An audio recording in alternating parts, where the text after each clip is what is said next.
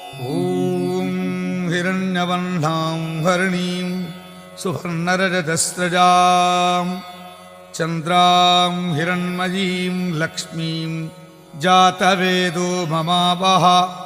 तां महावह जातवेदो लक्ष्मीमनपगामिनीं यस्यां हिरण्यं विल्देजं गामश्वं पुरुषानहम्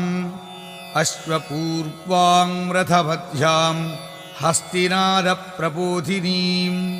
श्रियं देवीमुपह्वजे श्रीर्मा देवीत्युषतां कांसोऽस्मितां हिरण्यप्राकारा मार्द्रां ज्वलन्तीं तृप्तां तर्पयन्तीं पद्मे स्थितां पद्मवर्णां